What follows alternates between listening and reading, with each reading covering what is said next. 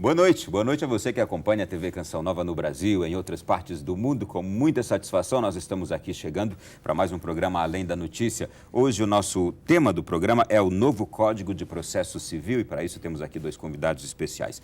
Antes de tudo, gostaria de dar uma boa introdução. Por exemplo, este novo Código do Processo Civil, ele está em tramitação no Congresso e visa dar celeridade às ações civis, como as relacionadas a dívidas, família, propriedade e indenizações. O projeto foi aprovado em comissão especial na Câmara, mas para entrar em vigor ainda precisa passar pelo plenário da Câmara e ainda precisa de outras análises. É sobre isto que vamos falar no programa de hoje, com os convidados que aqui estão, o deputado Severino Ninho, integrante da comissão especial que analisou o Código do PSB de Pernambuco. Bem-vindo, deputado, tudo bem? Prazer em estar aqui. Seja muito bem-vindo. O deputado Hugo Leal, que é do PROS, relator parcial do novo Código do Processo Civil. Bem-vindo também, boa noite. Muito obrigado, Ronaldo, mais uma vez pela participação aqui no programa. Olha, é uma satisfação grande recebê-los aqui. O deputado Hugo Leal, já o conhecemos, é o autor da Lei Seca, já esteve conosco em outras ocasiões. Deputado, só para introduzir, como é que o senhor analisa no momento a Lei Seca, porque é sempre um assunto de atualidade, que todos os dias a gente está encontrando a polícia nas ruas. Isso. Não é? Como é que está a Lei Seca, a sua avaliação? A lei em si está lá no papel, bonitinha. Você tem que tirar a lei do papel. Quando você tira a lei do papel e apresenta uma fiscalização, você colhe resultados. No próprio estado aqui, o deputado Severino tem um trabalho lá junto com a Secretaria de Saúde que tem trazido resultados. Fiscalizou, cobrou, a população dá o retorno e reduz os acidentes. Essa é a chave do sucesso. Uma boa lei, uma boa fiscalização e, obviamente, para quem insiste em cumprir, uma punição efetiva. Apesar de se defender mais rigor ainda, ela já apresenta resultados. E bem aplicada, ela dá resultados estrondosos, como a gente está acompanhando todos os dias pelos meios de comunicação. Exatamente, isso é fato. Tanto é fato que, recentemente, na prova do Enem, o título da redação foi os efeitos da aplicação da Lei Seca no Brasil. Eu fiquei muito contente, imagino 7 milhões de pessoas escrevendo sobre o tema.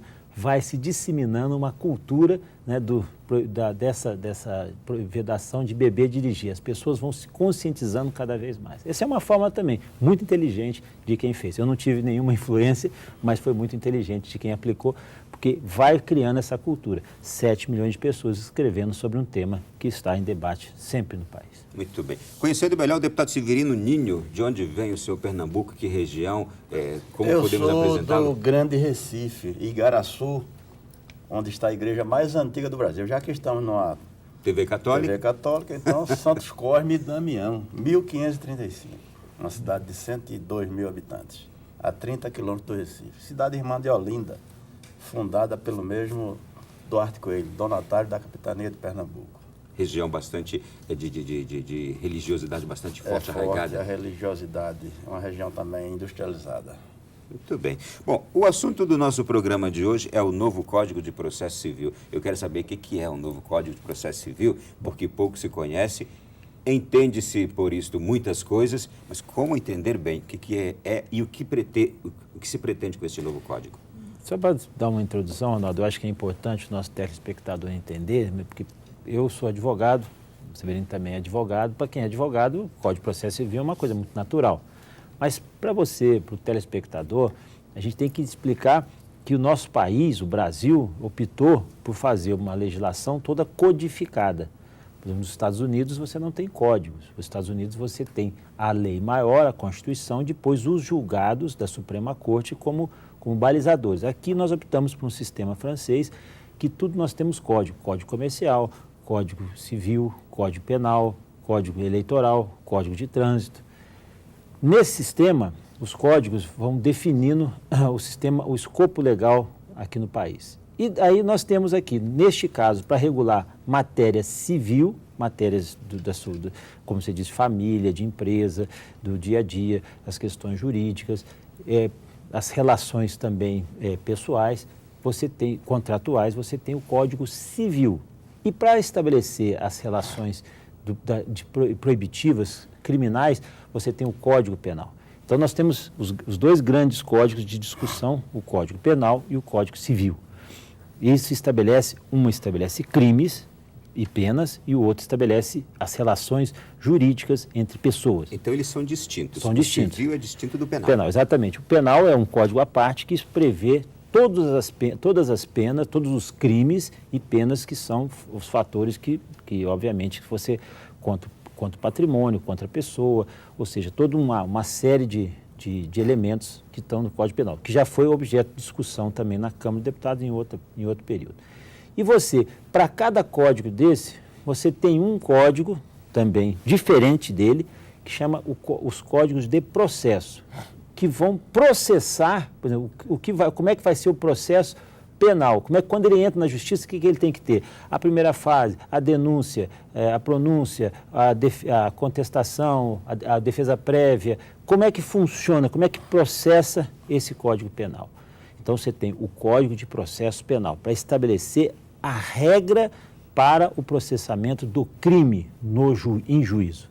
E nessa mesma linha, aí nós chegamos ao Código de Processo Civil, que vão processar as ações nas relações jurídicas, podem ter conflito, normalmente, infelizmente, tem, e nesses conflitos você tem um Código de Processo Civil que estabelece qual é o prazo, qual é o início do prazo, qual é a contestação, qual é a apelação, todos os procedimentos e os recursos que você tem ao dispor para poder buscar o seu direito. Então, o Código de Processo Civil é muito importante para a sociedade. É que as pessoas, às vezes, não percebem, porque é muito técnico, porque ele que pode responder uma frase que a gente normalmente costuma muito ouvir. A justiça é muito lenta. E, às vezes, a justiça é muito lenta por fatores físicos, por ter problema também de magistrados, ausência, às vezes, falta de magistrados, mas também é lenta por causa do excesso de burocracia, o excesso de recursos. E aí se resolve através dessa reformulação. Quer dizer, pelo menos nós trabalhamos dentro dessa linha. Como dar soluções mais rápidas, sem perder a qualidade. Isso é importante. Então, o Código de Processo Civil, ele predomina neste ambiente do processo, do dia a dia, da justiça. A pergunta sempre que a pessoa faz é assim, este código vai dar mais celeridade quando entrar na justiça? Essa que é a resposta que nós estamos tentando fazer e levar nessa reformulação. Deputado Severino, o senhor analisou este novo Código de Processo Civil. O que o senhor encontrou ali? No novo? No velho, porque o senhor analisou o novo, mas o que o senhor achou no velho para se chegar a um novo proposto? O novo Código de Processo Civil, ele visa, como disse o deputado Hugo Leal, dar mais celeridade às decisões judiciais. A justiça está entupida de processos e o povo quer uma solução dos seus litígios. Quando se busca o judiciário, é em busca de uma solução. E esta solução não pode ser demorada. Tem que ser para aquela pessoa e não para os seus netos. Então, por isso, o novo Código prevê instrumentos que facilitam a solução dos conflitos entre as pessoas. Quando se vai à justiça, é porque há um conflito. Alguém acha que é assim, o outro acha que é assado. E por isso criamos aqui a mediação, a conciliação e a arbitragem. Ou seja, você entra na justiça, mas antes do juiz propriamente tomar conhecimento, existe um mediador que vai tentar, ele vai apenas sentar com as duas partes e vai deixar que as partes conversem e se entendam. É o mediador. Se as partes não se entenderem, aí vem um conciliador que vai dar uma opinião.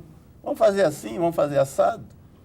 E ainda tem o árbitro, que é uma outra forma, que as duas partes em conflito podem chamar um árbitro, uma pessoa que vai arbitrar. Você não se entende, né? Eu vou arbitrar, ver se vocês... E eles dois contratam esse árbitro, e o que esse árbitro decidir, eles acatam. E você não precisa entrar na justiça. Então, facilita as coisas. Nós temos visto vários exemplos de mediação, de conciliação.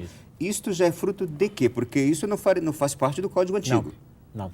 E como é que, ainda não existindo o novo Código, mas já temos essas medidas hoje em ação? Na realidade, a Justiça do Trabalho, por exemplo, né, deputado? Sim. Na realidade, o que você tem é que a prática foi levando a essa circunstância que precisa hoje de uma definição legal. Não, às vezes, só uma modificação, mas uma modificação de conceito. E o que nós estamos buscando, e aí essa relação do dia a dia, é como nós institucionalizarmos essa prática da mediação para evitar que o conflito gere um processo. Nós estamos o ano de 2011, se não me engano, fechou com 90 milhões de processos. Nós estamos com 200 milhões de habitantes, quase 50% da população, como se quase 50% tivesse processo. Não é esse número, é claro, porque muitos processos são demandas repetitivas, que nós vamos falar daqui a pouco também. Então, é uma carga insuportável. E, às vezes, a justiça não consegue dar conta. E, às vezes, vão de brigas de vizinhança, que tem, é um litígio. Eu quero insistir, eu não converso com meu vizinho por causa de briga de cachorro, por causa de muro, por causa de... Esses vão para uma... Já existe hoje o juizado especial de pequenas causas, que pode ser demandado isso, mas o que acontece é que até o juizado de pequenas causas hoje, que foi uma solução intermediária, hoje já está abarrotado de processo. Então, a Justiça tem estimulado cada vez mais o que o deputado Severino disse, é o sistema de mediação. E o que nós precisamos fazer é incorporar esse sistema de mediação dentro do Código para poder qualificá-lo, para poder dizer o que pode, o que não pode e como estimular também para os tribunais. Porque também isso vai de tribunal para tribunal. O Tribunal do Rio de Janeiro estimula a mediação, mas o Tribunal do Rio Grande do Sul, estou dizendo como exemplo, não estimula, ou seja, então tem mais dificuldade. Quando você dissemina, quando você coloca... Padroniza. Exatamente, a linha é essa, por isso que nós temos código, é para estabelecer esse regramento. O senhor citou aqui 90 milhões de casos parados nas mesas dos tribunais. Vamos dizer que parados, andando, mas em tramitação lenta. O que isso acarreta no dia a dia do andamento de um país? Eu acho que isso acarreta frustração, acarreta descrédito para com as instituições. Não é à toa que o povo está na rua.